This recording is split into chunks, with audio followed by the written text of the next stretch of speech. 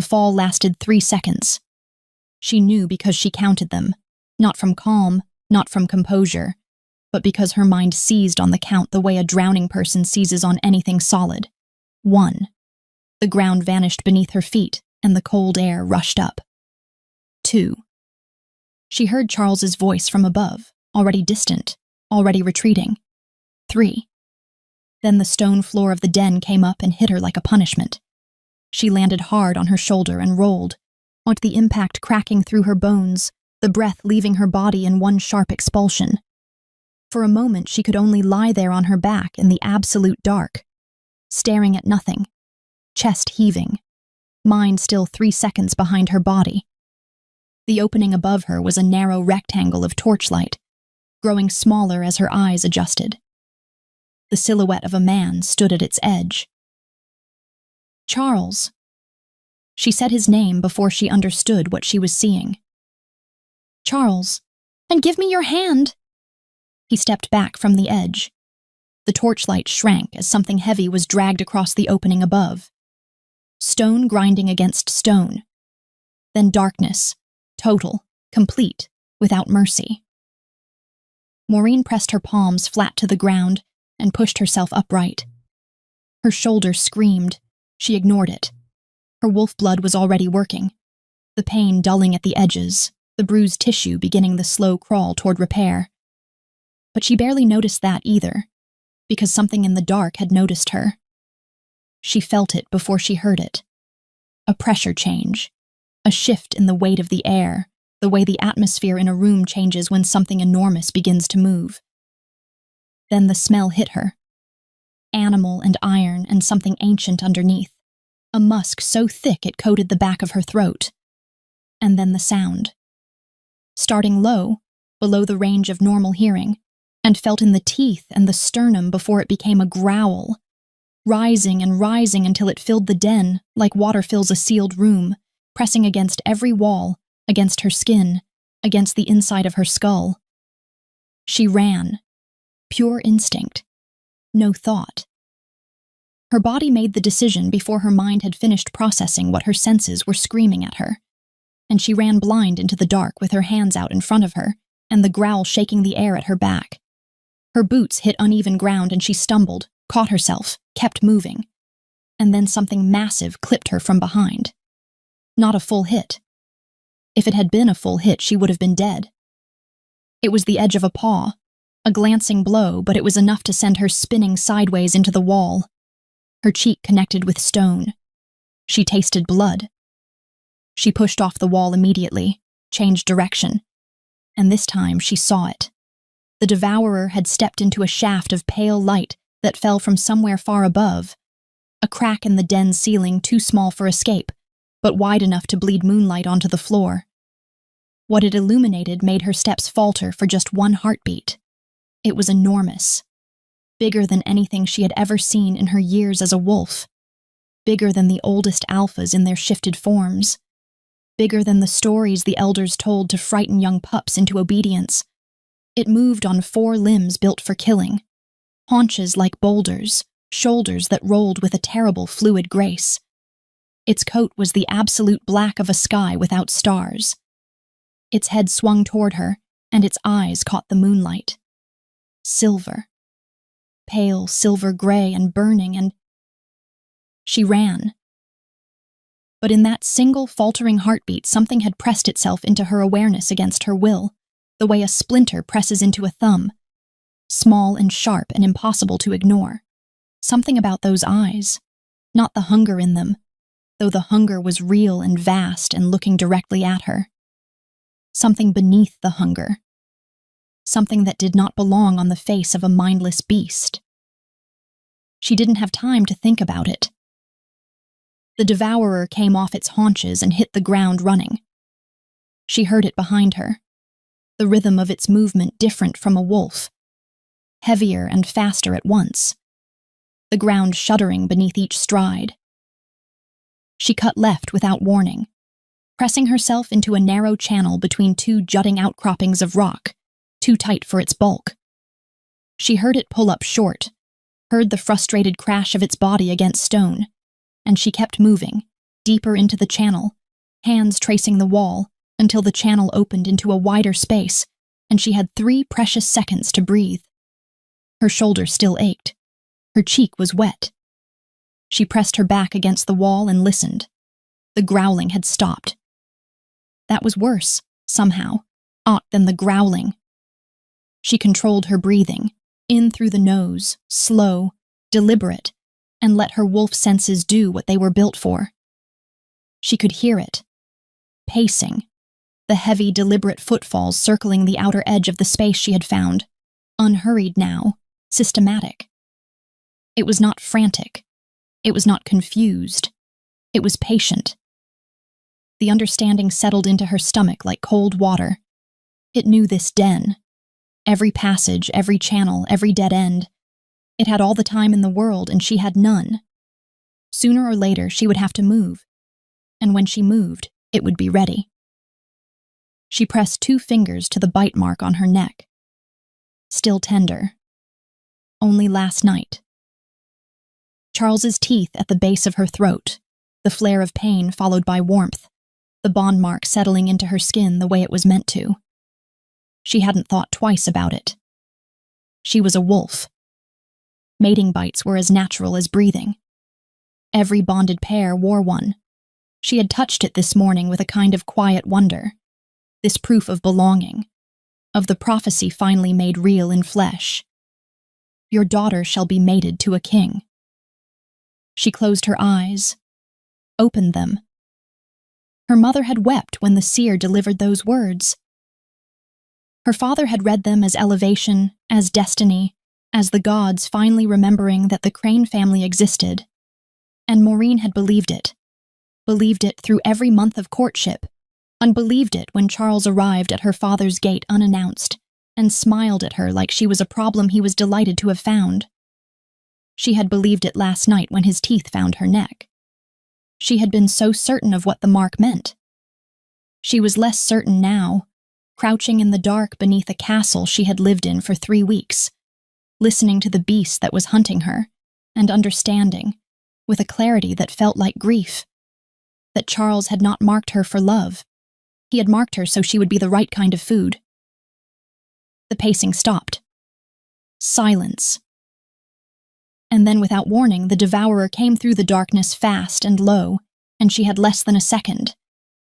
She threw herself upward instead of sideways, fingers finding the rough outcroppings of the wall by pure wolf instinct, hauling herself up as the beast's jaws snapped shut on empty air below her feet. The wind of it hit her ankles. She climbed, arms burning, shoulders screaming again, until her hands found a ledge, narrow, barely the width of her body. And she pulled herself onto it and pressed flat against the wall and did not breathe. Below her, the Devourer hit the wall. The whole den shook. Dust rained from the ceiling. It reared back and hit the wall again, claws raking the stone, and she felt every impact through the rock at her back. It could not reach her. The ledge was too high, the wall too sheer beneath it. But the sound it made was not frustration. It was anguish. She didn't know how she knew the difference. She simply did, the way you know the difference between rain and a storm before the first drop falls. The sound coming out of the beast below was not the rage of a predator denied its prey. It was something rawer and older than rage. It rose through the den and pressed against the sealed ceiling and found no way out and came back down, and Maureen felt it settle in her chest like a stone. She lay on her ledge and looked down through the dark and found the beast already looking up at her. Even from this height, even in this near darkness, those pale eyes were unmistakable. Silver gray and ancient and burning with something that had no business being in the eyes of a monster. The moonlight from above caught the beast's spine, and she saw it then. Something she could only see from this angle, from above. Along the ridge of its back, pressed into the black fur and the flesh beneath like a seal pressed into wax, was a marking. Silver-white against black. Old enough to have scarred over. She knew that shape. Every wolf in the kingdom knew that shape. The royal crest of Artoria. The crowned wolf. the mark of the bloodline that had ruled this kingdom for 200 years. Maureen stopped breathing. Below her, the Devourer lay down on the cold stone floor of the den. Not in preparation to spring. Not circling. It lay down the way something lies down when it has been carrying a weight for so long that the body simply stops. Its enormous head came to rest on its forepaws. Its silver eyes stayed open, watching her, waiting for something she could not name. The silence between them was different now. She didn't understand it yet. She had too many pieces and not enough of the picture. But the pieces were there. The royal crest burned into the beast's spine, the mating bite on her neck, the bones along the wall still wearing silk, the way Charles had smiled and stepped back from the edge, the way this creature, which should have torn her apart 3 times already, had pulled back each time with something in its eyes that looked like restraint, like it was fighting itself, like part of it didn't want to. She pressed her fingers to the royal bite on her neck and looked down at the marked beast below her, and the thought that formed was not the thought of a woman who had just survived her wedding night in a monster's den. It was the thought of a woman who had just begun to understand the shape of the trap. Not just hers. His too. She would not sleep tonight. She knew that. But she pulled her knees to her chest and kept her eyes on the beast below, and she began, very quietly, to think. 6 weeks earlier, the morning had smelled of river fog and her mother's bread. Maureen stood at the window of her family's house in the merchant quarter of Aldenmere and watched the Carron River disappear beneath its morning mist. And she thought about the prophecy, as she always did. The way a tongue finds a loose tooth. Not because it wants to, but because it can't seem to stop. Your daughter shall be mated to a king, and her blood shall change the course of a kingdom. The seer who had spoken those words was 3 days dead by the time they reached her parents. Seers of that kind, the old ones, the ones whose visions arrived not as whispers, but as certainties that cost something to carry, didn't live long after the great ones came, as though the vision used them up. Her father had taken it as proof of its importance. Her mother had wept for a week and then begun, quietly and methodically, by making sure Maureen knew how to walk into a room full of nobles without embarrassing anyone. Maureen had spent the next 17 years being prepared for a destiny she had never asked for, and trying to feel grateful about it. She was not highborn. That was the first inconvenient fact. Her father Tobias was a spice merchant, successful, respected within his world, possessed of enough coin to afford glass windows and educated daughters, not enough to be anything but a curiosity in the circles where kings moved. Her mother Edith had a grandmother with noble blood, which everyone in the family mentioned, and no one outside the family cared about. But wolves were wolves. Status mattered. The bond mattered more. And if the gods had decided that Maureen of the merchant house of Aldenmere was going to be mated to a king, then the gods would find a way to make it happen. She simply hadn't expected the way to involve the king showing up at the front gate. She was halfway down the stairs when she heard her father's voice crack into a register it had never produced before, something between reverence and panic. And she opened the front door herself, which she knew would horrify the housekeeper. And she found King Charles of Artoria standing in their courtyard. He looked at her standing barefoot on her own doorstep with a book still in her hand, and he smiled, warm and unhurried, as though he had all the time in the world and had decided to spend some of it being charmed by her. "I despise ceremony," he said by way of greeting. "You must be Maureen." Behind her, she heard her mother make a sound that was mostly tears. She didn't curtsy. The instinct was there. 17 years of preparation had installed it thoroughly. But something about the amusement in his eyes made her not want to give him the satisfaction. "You must be the king," she said. He laughed. She believed it was real. She would believe a great many things about him over the 3 months that followed. The courtship was beautiful the way a well-made trap is beautiful, in its craftsmanship, in the care of its construction, in the way it fit so precisely around the shape of her. He remembered everything she said, not in the way of a man performing attentiveness, but in the way of someone cataloging information. She would say something once in passing, and it would appear weeks later, quietly embedded in something he did. She had mentioned wildflowers. Every arrangement after that smelled of meadow. She had mentioned that she found formal feasts exhausting, the performance of them. He began inviting her to smaller dinners, just the two of them, where she could speak without calculating every word first. She fell in love with him, the way she had always been warned not to fall. Completely, and without much dignity, and faster than was sensible for a merchant's daughter being courted by a king. His previous wives she did not ask about directly. It seemed unkind. He had been married twice before. Both had died, one in childbirth, one of fever. He spoke of them with a grief that seemed genuine, his eyes going soft and distant. She had felt guilty for even the small probe she had made. No one warned her. Not one person in Aldenmere, in the capital, in the long weeks she spent at court before the wedding, said the thing she needed to hear. The king's wives don't die. The king's wives disappear. She did not know this. She knew only the prophecy and the wildflowers and the way he looked at her sometimes as though she had surprised him.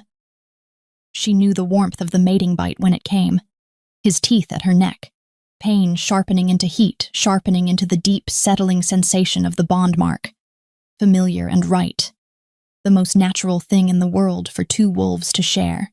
And she had touched the mark that morning with something close to reverence. She had been so certain of what it meant. She was still certain of it when he came to her chambers that night with a smile and a torch and an offer of a surprise. A secret garden in the old wing, roses untouched for decades. He thought she would love it. And she had gone with him willingly through the castle's back passages, her hand in his, her heart entirely open. She had not been afraid until the floor disappeared. He had said, "Close your eyes," and she had, because she trusted him, because she loved him, because she was the kind of fool who believed in prophecies. She felt the ground change beneath her, carpet to stone to something rougher, and the air change too, colder and damper than any garden, but she kept her eyes closed and kept walking. Then his hand released hers. Then his palm found the center of her back. The push was not hard. It didn't need to be. She was already at the edge, on one firm shove, and the ground was simply gone, and she fell 3 seconds into the dark, while above her the man she loved stepped back from the edge, and his expression, the last thing she saw before the darkness took her, was not grief. It was relief. She must have stayed on the ledge for 3 hours, maybe 4. The den had its own clock, the slow movement of the moonlight through the ceiling crack, the way the cold deepened as the night went on, and the rhythm of the Devourer's breathing below her, which had gradually slowed from the sharp cadence of a hunting animal to something steadier, more exhausted than calm. She had used the time to look, to catalog, to think. The den was large, larger than any natural cave. It had been carved out or built, she wasn't sure which. Its walls cut in long, deliberate lines that spoke of human hands even under the centuries of grime. There were marks on the walls. She couldn't read them from the ledge, but she could see their shapes. Regular, repeated. Not the random scratchings of an animal, but something intentional. Something someone had needed to say. The bones were in the far corner. She had seen them when the moonlight shifted. There were more than she had first thought. Some old, some less so. And fabric. Silk and linen, and once, unmistakably, the embroidered hem of a wedding gown. Her stomach had done something complicated at that. One woman, on every full moon, she calculated, tracing the timeline of what she knew. Charles had been king for 7 years. His first wife had died. disappeared. 3 years in. His second, a year after. And now her. The kingdom believed in fever and childbirth. The kingdom had been given believable stories and had chosen to believe them, because it was easier than asking questions about a king. She looked at the Devourer. It had not moved from the floor in over an hour. Its eyes were open, each watching her with that terrible silver patience, and she found herself noticing again what she had no sensible explanation for noticing: the quality of the exhaustion on it, not the dull absence of a beast at rest. Something heavy and ongoing, like a man who has been carrying a grief so long he has forgotten what his body feels like without it. It had tried to kill her 4 times. She had the evidence on her hands and her shoulder and her cheek. It also had a royal crest burned into its spine like a brand put there by someone else's hand. "I don't know what was done to you," she said quietly, testing her own voice in the silence. But it wasn't nothing. The Devourer's ear moved, swiveling toward her the way a wolf's ear moves toward a sound it is trying to understand. It didn't growl. Maureen filed that away.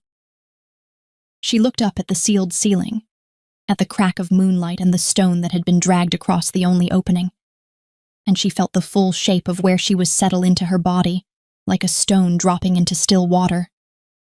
Sealed in. No door. No latch to pick. No handle to force. Just solid rock and the beast below and the bones in the corner and the mark on her neck that was supposed to be love. She thought of her mother, of the prophecy on her father's wall, of Charles's warm brown eyes and the relief on his face as she fell. She pressed her back against the wall and looked down at the beast and made a decision. She was not going to die here. And, with a certainty she could not entirely explain and did not fully understand yet, she did not think he was going to let her. She didn't come down from the ledge on the first day. She sat with her knees pulled to her chest and the cold working its way through her clothing, and she talked. Not because she had a plan, not because she believed it would work. She talked the way a person talks when they have been alone with something unbearable long enough that silence starts to feel like a second enemy. "He came to my father's gate himself," she said. Her voice was rough from disuse, from the cold, and from the 3 days of breathing air that tasted of iron and old stone. Below her the Devourer paced its worn path, but its head was turned toward her. Listening, or something close enough to listening that the difference didn't matter. No ceremony. He said he despised ceremony. I thought that meant he was different. She pressed her back harder against the wall. I thought a lot of things. She told it everything. The courtship, the wild flowers, the small dinners, and the way he remembered everything she said. The prophecy her father had framed on the wall. Her mother weeping. 17 years of being prepared for a destiny that had turned out to be a delivery. "He bit me and I thanked the gods for it," she said. The words tasted bitter. "I touched the mark all morning like it was something sacred. I followed him through the dark with my eyes closed because he told me to." She paused, looked down. The beast had stopped pacing. It stood directly below her now, looking up. Those silver eyes steady and unblinking in the dark. "And then he pushed me." The Devourer made no sound. "I know you understand me," she said. "I've known since the first night. And I know you're not what they made you look like from up here." She looked into those silver eyes for a long moment. "I see it, whatever it is. I see it every time you look at me. It looks like the same thing I've been feeling for 3 days." She let the silence sit. "It looks like betrayal." The beast's head dropped slightly. Not breaking eye contact, just dropping. The way a person's head drops when something true finds them in a place they weren't guarding. Maureen uncurled herself from the wall. "I'm coming down," she said. "I'm afraid. I want to be honest about that. But I don't believe you want to kill me." She swung her legs over the ledge edge. I don't think you've wanted to kill anyone. She climbed down slowly, watching it the whole way. The Devourer did not move. When her boots hit the den floor, she straightened up and faced it across 12 feet of cold stone, and her heartbeat was very loud in her own ears, and she did not run. The beast watched her. It looked at her the way something looks when it has forgotten what it is to be looked at without flinching. Its nostrils moved. Reading her, she realized the fear she was carrying, the grief, the anger underneath both. It stood absolutely still and read all of it and made no move toward her. I don't know what was done to you, she said. Her voice held. But I am going to find out, and when I do, I am going to make it right. She met those silver eyes. That is not a kindness. That is a promise. The Devourer looked at her for a long time. Then it turned and walked to the far end of the den and lay down facing the wall, and everything about the way it did it, the heaviness, or the absence of any tension in its body, said the same thing. Not sleep. Not rest. Defeat. Something about that was harder to look at than the hunger had been. She found the water herself on the second day. A thin seep along the eastern wall, collecting in a shallow basin of rock. She drank, refilled what she could carry cupped in her hands, and began moving along the walls. She was looking for a way out. She ran her palms along every surface, feeling for variation. Temperature changes, or air movement, the hollow resonance that might mean something on the other side. The Devourer watched her from its position at the far end of the den, not following, not interfering, enduring her presence the way something endures weather. She found the inscriptions on the third day. They ran along the base of the northern wall in continuous lines, carved in the formal script of the kingdom's early centuries. Old lettering, deep cuts, made by something that had needed claws to do it and patience to do it carefully. She crouched and read. Names first, dates, and beside each, a few lines. Not records exactly. More like the kind of words written when words are the only thing left to offer. Elena of the House Voss, full moon of the storm month. She hummed to herself in the dark, and it was the most terrible and beautiful sound I have ever heard. She did not deserve this end. Maureen pressed her fingers to the letters. Looked at the length of the wall, counted. 2 names, only 2, both recent, both within the last 3 years. She had expected more, and the relief of finding only 2 complicated itself immediately when she realized who those 2 women were. The first wife of King Charles, said to have died in childbirth. The second, said to have died of fever. She stood up slowly, turned and looked at the Devourer across the den. It had not moved. Still facing the wall, still carrying its defeat like a physical weight. 2, she said. In 3 years. Before that, nothing. The Devourer's ear moved. The stepmother started this when Charles became king. She was piecing it together out loud, the way she had always thought, by speaking the shape of things until they revealed themselves. Which means you weren't always this. She crossed the den slowly until she was closer than she had come voluntarily before. Who were you? The Devourer turned its head, and then it did something she was not prepared for. It rose and moved. Not toward her, but to the section of wall to the left of the inscriptions, where the stone was newer, and the carving more recent. It placed one claw against the wall, and, with a deliberateness that stopped her breath, scratched a single word into the stone. She stepped closer and read it. Kairos. The air went out of her. She knew that name. Every wolf in the kingdom knew that name. Alpha King Cyrus, the firstborn son of the old king, rightful heir to the throne of Artoria. Dead these 4 years, they said. Dead before he could be crowned. No body, no grave, only the stepmother's grief and Charles's coronation following within the same month. She looked at the beast, at the royal crest burned into its spine, visible now as it stood broadside to her in the dim light, at the silver eyes watching her with that ancient, exhausted attention. "She didn't kill you," Maureen said. "She made you worse than dead." She understood it fully now. The old king weakening from sickness, a stepmother with knowledge of old magic, a stepson who stood between her son and a throne, a curse that turned the heir into a monster that needed feeding, and a feeding that required royal blood, which meant marriage, which meant Charles needed a reason to keep marrying, and his wives needed a reason to keep disappearing.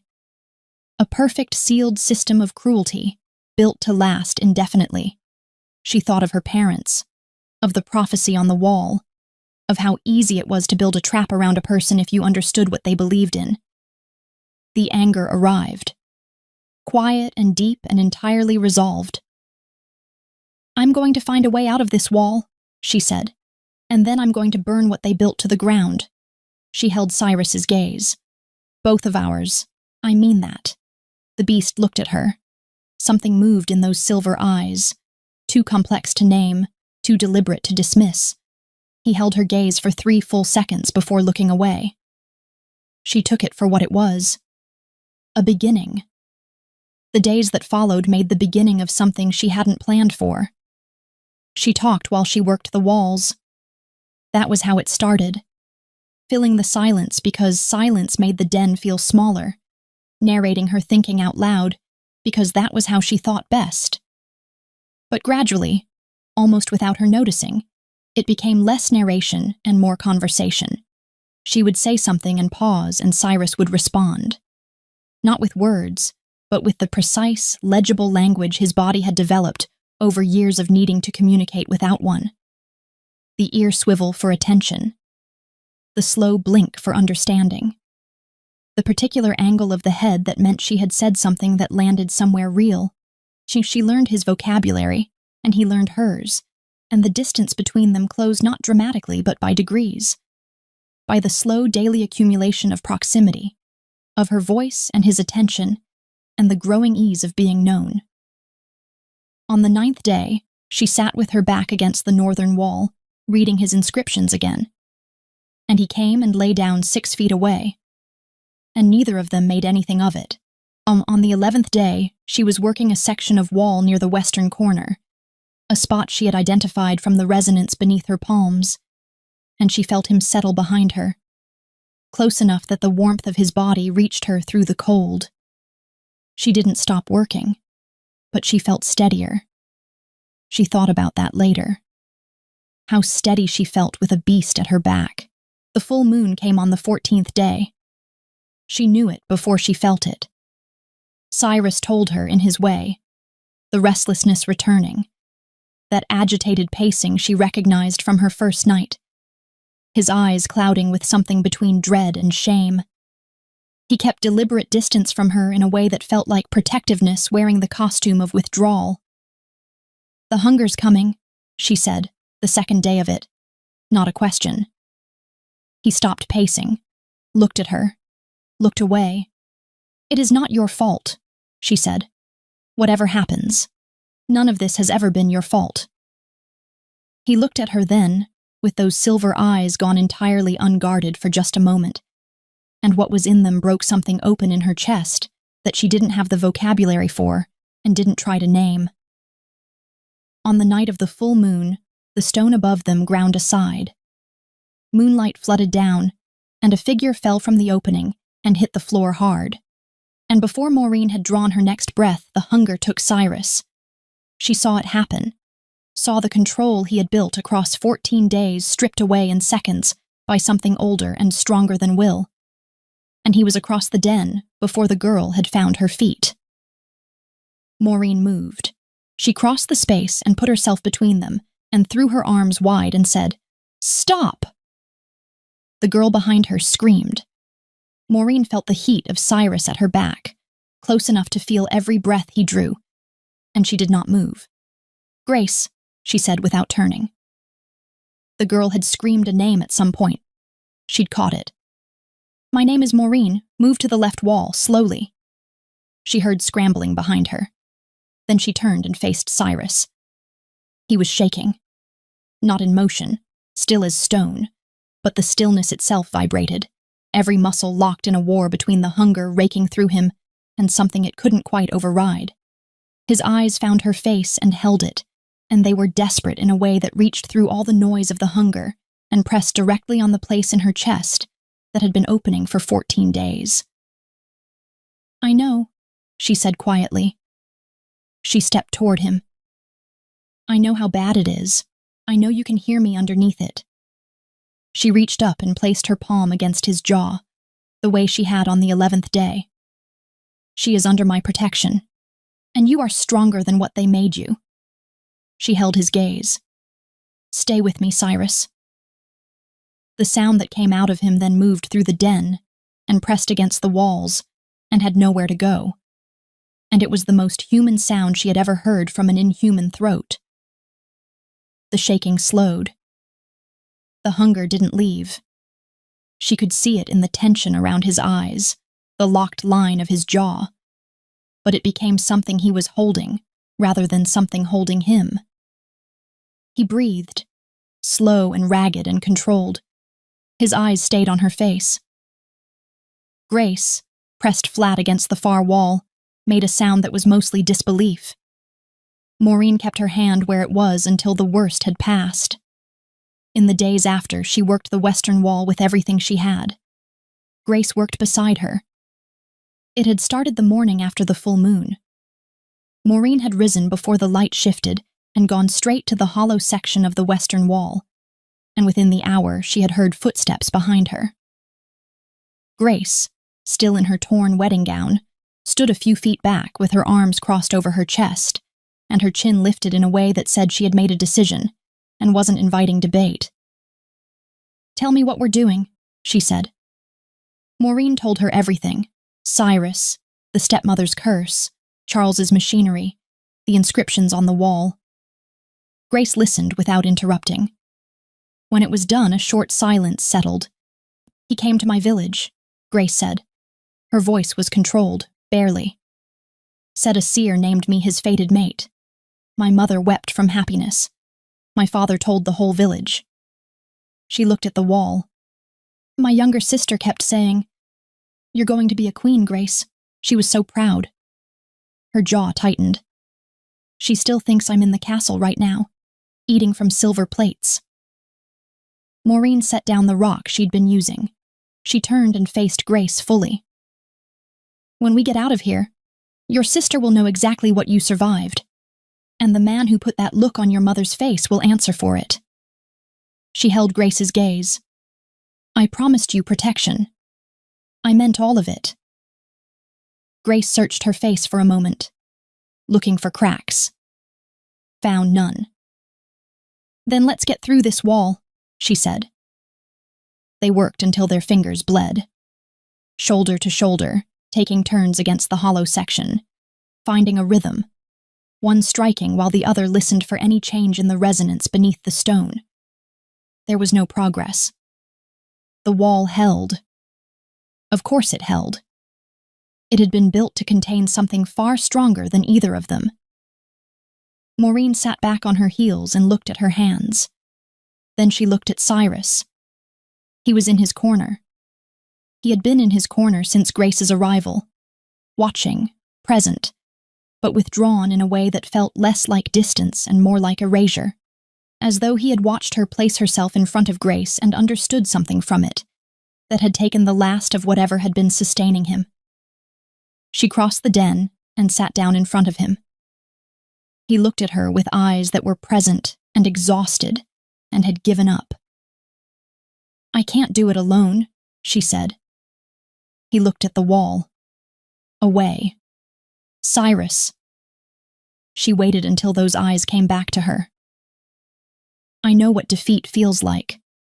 I felt it on the first night when I understood what he'd done. I felt it when I counted 2 names on this wall and knew who they were." She didn't look away from him. "But I'm still here, because I decided the people who built this trap don't get to decide how it ends." The beast said nothing. Breathed. "You have been in here for 4 years," she said. 4 years of this. The hunger, the guilt, the names on the wall. I understand why there is nothing left in you. She leaned forward. But I need you to hear this. What they did to you was the real monstrosity. Not you. Never you. She held his gaze with everything she had. Monsters don't carve the names of the women they were forced to hurt into stone walls so they won't be forgotten. Monsters don't listen to reason in the middle of hunger that could level a building.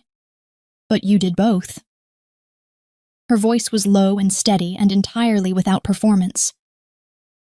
You are not a monster, Cyrus. You are a king who has been waiting 4 years for someone to come and say that to him. The den was absolutely silent. Something moved through those silver eyes, slow and enormous and entirely new. Not hope yet, not fully. But the place that hope comes from, cracked open for the first time in 4 years, and letting in air. He looked at the western wall, at the hollow section she had been attacking alone. Then he looked at her, and for the first time since she had fallen into this den, the Devourer, the Alpha King Cyrus, rightful ruler of Artoria, rose to his feet not from hunger, not from the pull of the full moon, but from something he had chosen. Maureen stood up beside him. Together, she said. He turned to face the wall. The wall came down on the 5th day. Not all at once. It didn't collapse with the dramatic thunder she might have imagined in another life. It started as a crack, a single fracture running from floor to ceiling that Cyrus's first strike had opened like a seam in fabric, and then a second strike deepened it, and a third sent a section of stone the size of a door grinding inward and crashing to the ground in a cloud of dust and cold air. Maureen and Grace pressed flat against the side wall as the debris settled. When the dust thinned, she looked at Cyrus. He was breathing hard, his great head lowered, the force of the strike still visible in the tension along his shoulders. 4 years of defeat did not leave a body the moment the will returned. She could see the effort it had cost him, and underneath it, something she had not seen on him before. Satisfaction. Small and new and entirely his. That, she said, Ning is what you've been carrying all along. He looked at her. That slow blink. She looked at the passage beyond the broken wall. Narrow, dark, running upward at a sharp angle. Not built for a beast his size, but built by human hands and therefore connected eventually to somewhere human. She turned back to Grace. Stay close, she said. Don't stop moving. Whatever happens in that castle, stay behind him and don't look back. Grace nodded. Her face was pale and set and entirely resolved. Maureen turned to Cyrus. She placed her palm against the side of his jaw one last time down here. In this den that had held him for 4 years, among the inscriptions on the walls, in the cold and the dark that had been his entire world. She felt him press back against her hand. Just slightly. Just enough. Let's go get your throne, she said. The passage wound upward for what felt like half a mile, tightening and then opening, and the air changing as they climbed, losing the iron smell of the den, gaining the smoke and tallow and living warmth of a working castle. Maureen led with her hand on the wall, and her wolf senses stretched to their limit. Grace was a steady presence at her shoulder. Behind them both, Cyrus moved with a silence that was remarkable for something his size, as though the den had taught him to make himself as small as possible, even when he no longer needed to. The passage ended at a wall that was not stone but wood. A panel. She felt the edges, found the catch, and it opened into a storage corridor lined with barrels and hanging herbs that swayed in the sudden draft. Empty. She exhaled. They moved. The castle was in its late evening rhythms, the great hall winding down from the dinner hour, the corridors thinning of traffic. Maureen knew the layout. 3 weeks as queen had at least given her that. She knew where the great hall was, where the throne room sat, and, more importantly, where Charles held his evening court with the nobles who stayed late to curry favor. She had 3 corridors to cross before they were in open ground. The first was empty. The second held 2 guards who turned at the sound of footsteps and saw Maureen and Grace and had time to register confusion before Cyrus stepped out of the shadows behind them, and the confusion became something else entirely. They ran. Maureen didn't blame them. She kept moving. The third corridor opened into the upper gallery above the Great Hall, and it was here that the castle found them. A servant rounding the corner froze, looked at Cyrus filling the corridor behind 2 women in torn wedding gowns, and screamed. It was the kind of scream that needed no translation. Pure alarm, carrying through stone and wood with the efficiency of a bell. Below in the Great Hall, she heard the response immediately. Voices rising, chairs scraping, the particular organized chaos of a guarded space going to alert. Maureen looked at Cyrus. He looked back at her with those silver eyes, and she saw it there. The new thing, the resolved thing, the thing she had talked him into believing he deserved. It was fully lit now. It had been building since the first strike against that wall, and it was not going to be talked back down. She stepped aside. Cyrus walked to the gallery railing and looked down into the Great Hall below, and what happened next was something the people in that hall would describe for the rest of their lives, to their children and their grandchildren, in taverns and council rooms and quiet moments before sleep. The night the Devourer came up from the dark, with a woman walking beside it. He didn't jump from the gallery. He took the stairs, which was somehow more terrifying. The slow, deliberate descent, each step groaning under his weight, the Great Hall below clearing in a wave as nobles and servants alike scrambled for walls and doorways and any available distance. Guards raised weapons and then looked at what they were proposing to use them against, and several of them made the quietly sensible decision to step back. 3 didn't. They came in from the sides with long spears, trained men, brave men, following their instincts and their orders, and Cyrus swept 2 of them aside with a movement that was almost gentle, and sending them sliding across the hall floor unharmed. The third stood his ground, and Maureen said, "He won't hurt you if you stand down." And something in her voice, the steadiness of it, the certainty, made the man lower his spear 1 inch, then 2, then fully. By the time Maureen and Grace had descended to the hall floor, the room was theirs. Charles was in the throne room. Of course he was. He would have heard the commotion and gone toward power rather than away from it. That was who he was, she understood now, a man who had always moved toward the thing that made him feel safest, which was the throne and the crown and the machinery his mother had built for him. She had mistaken that gravity for confidence once. She didn't make the same mistake twice. He was standing on the dais when they entered, and beside him stood the woman Maureen had met 3 weeks ago as her mother-in-law, Queen Seraphine, Charles's mother, the stepmother who had looked at her new daughter-in-law with warm eyes and said, "Welcome to our family, my dear," and meant something else entirely. She was a small woman. Maureen had always found that faintly incongruous with the scale of what she had done. Small and composed and dressed in gray, each with the kind of stillness that came not from calm, but from absolute confidence that every situation was already under control. That confidence did not survive the moment Cyrus came through the throne room door. Charles moved first, backward, 2 involuntary steps, his heel catching the dais edge. His face did the thing faces do when the story they have been telling themselves meets something that won't fit inside it. He had expected the Devourer to stay in the den. He had built his entire life on the assumption that it would stay in the den. For 4 years the system had held, and the throne had been his, and the monster in the basement had been someone else's problem to inherit. He had not planned for Maureen. "This is impossible," Seraphine said. Her voice was composed. She was looking at Maureen, not at Cyrus, which told Maureen everything about where the real intelligence in this room had always resided. "You should be dead." "I know," Maureen said. She walked forward until she stood in the center of the throne room floor, and Cyrus came to stand beside her, and she felt the warmth of him at her shoulder, the way she had felt it through the den wall on the 11th day. Steady. You built a very good trap. You just didn't build it for someone who was paying attention. Seraphine's eyes moved to Cyrus. Something flickered in them. Not guilt. Guilt required the admission that something had been wrong.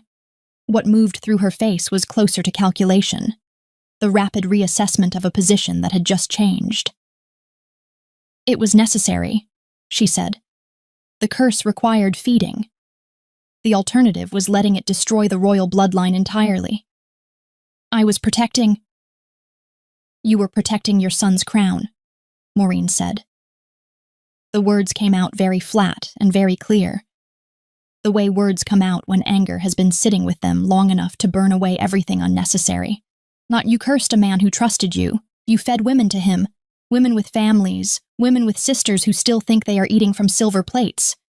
Because it was convenient. Because it kept the secret and kept your son on a throne that was never his. She didn't raise her voice.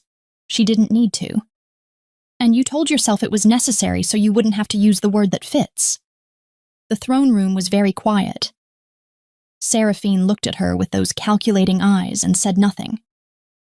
Maureen turned to Cyrus.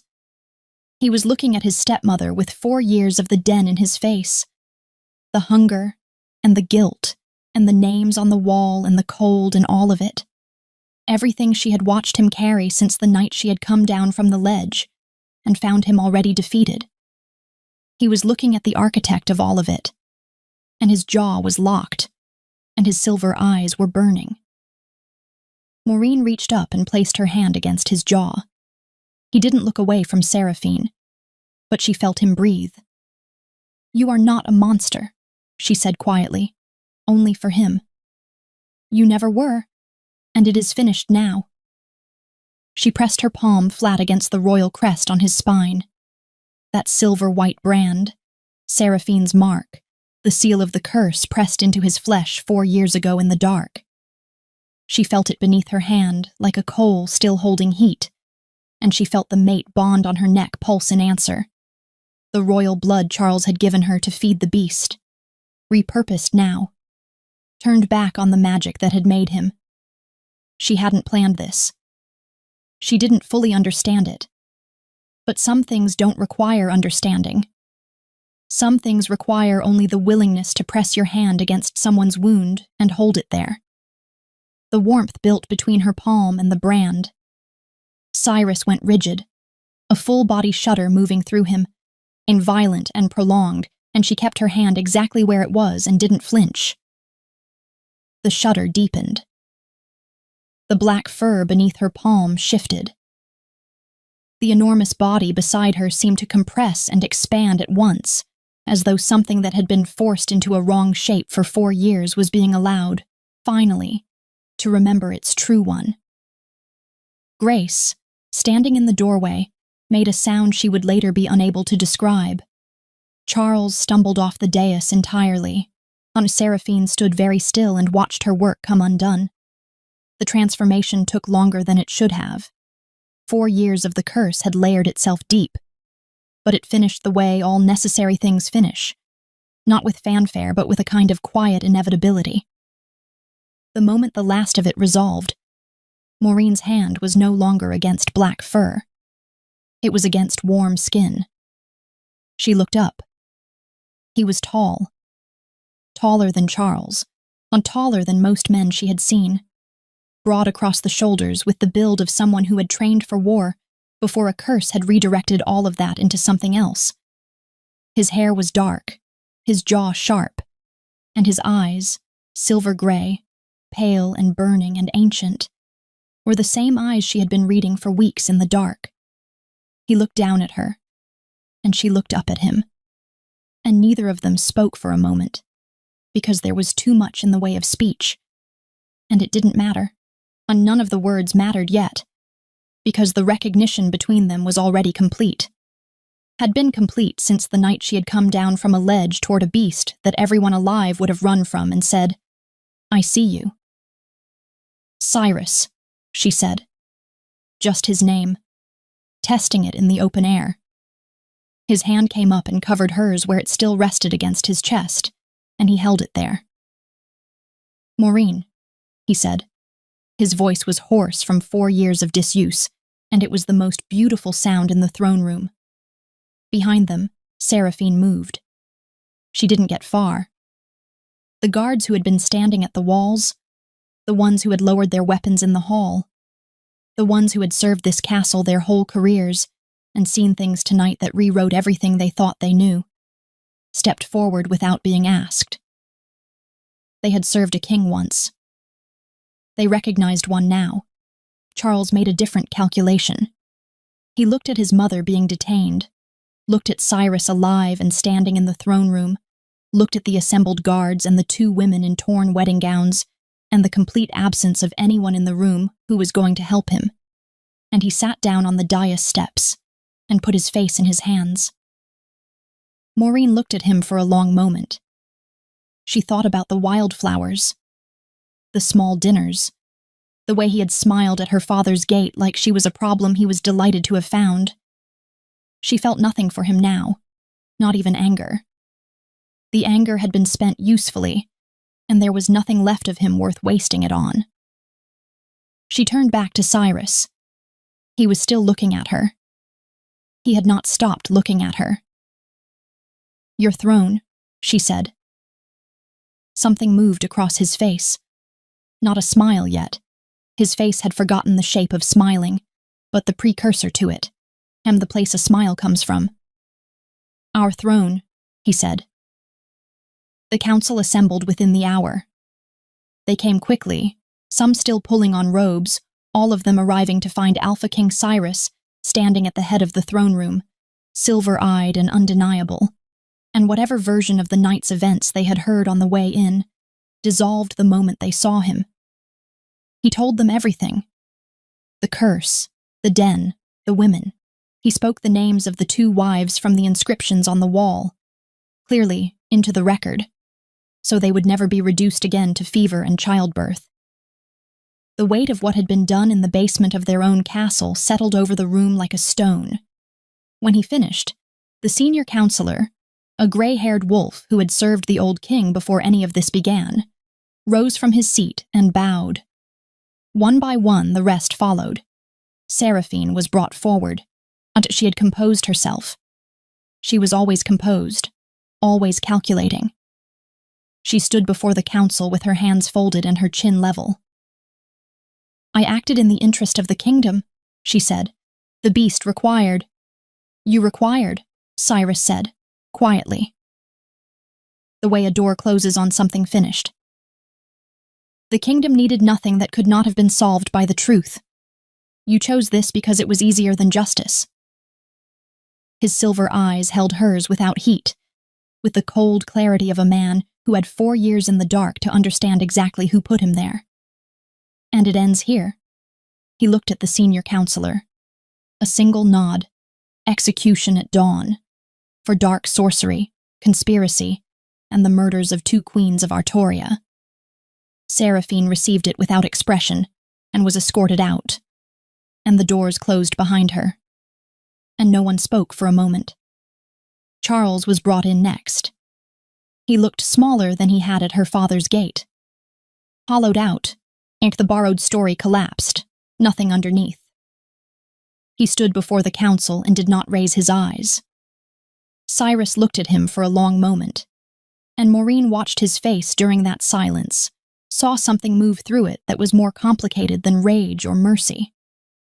The look of a man deciding what justice actually required. "The slave mines," Cyrus said. "He will work them as the women he fed to me never had the chance to work for anything. He will earn his bread with his hands every day, and every day he will know exactly what bought him that life." A pause. "He does not deserve death. He deserves to live with what he chose."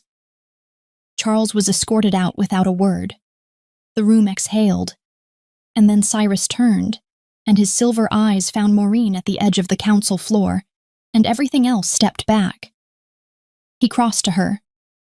She didn't move, stood her ground the way she had in the den, in the corridor, in every moment since the night she fell into the dark and decided she was not going to die there. He stopped in front of her. Up close, in the torchlight, she could see 4 years on him, not as damage, but as depth. His eyes moved over her face like someone reading something they have wanted to read for a very long time. "I knew from the first night," he said. "When you came down from that ledge, I knew what you were to me. A beat. I did not believe I had the right to it." "You didn't get to decide that alone," she said. A smile crossed his face then, full and real and new, the first one in 4 years, and it undid her completely. His hand curved around the side of her face, and he tipped her chin toward his. "Maureen of Aldenmere." Loud enough for every person in the room to carry it out with them. "My true mate, my queen." He kissed her. The council erupted, not in shock, but in approval, the sound of people who had been holding their breath for 4 years and had just been given permission to stop. Maureen kissed him back and felt the mate bond on her neck. Charles's mark, the one she had touched with reverence on her wedding morning, dissolve like frost in sunlight, replaced by something warmer and older and entirely right. The bond that had always been underneath. The one the prophecy had been pointing toward all along. She pulled back and looked at him. "Our throne," she said, giving the words back to him. His hand was still against her face. His silver eyes were very bright. "Our throne," he agreed. Grace found her in the corridor an hour later, when the throne room had filled with senior nobles, and the machinery of a kingdom correcting its course had begun its slow, necessary turning. "Maureen," she turned. Grace was standing in the corridor with her arms wrapped around herself, and her eyes bright and wet, and her chin lifted in that way she had. The way Maureen had come to recognize as how Grace looked when she was feeling something large and refusing to let it knock her over. "Thank you," Grace said, "for standing between me and—" She stopped, tried again. "You didn't know me. You had no reason to—" "I had every reason," Maureen said simply. Grace looked at her for a moment. Then she crossed the corridor and put her arms around Maureen and held on. And Maureen held on back. And neither of them said anything else because there was nothing else to say. Over Grace's shoulder, down the corridor, she could see the throne room doors. Could see Cyrus inside, standing at the head of the room, silver-eyed and certain, taking back in minutes what had been stolen from him for 4 years. The prophecy her father had framed on the wall. "Your daughter shall be mated to a king, and her blood shall change the course of a kingdom." She had believed it for 17 years and been right and wrong about every part of it at once. The king was real. The blood had mattered. The course of the kingdom was changing tonight in every direction she could see. She just hadn't known it would cost this much to get here, or that it would be worth exactly this much too. Cyrus looked up from across the throne room and found her through the open doors, and the silver eyes that had watched her from the den floor in the dark for weeks held hers across the crowded room.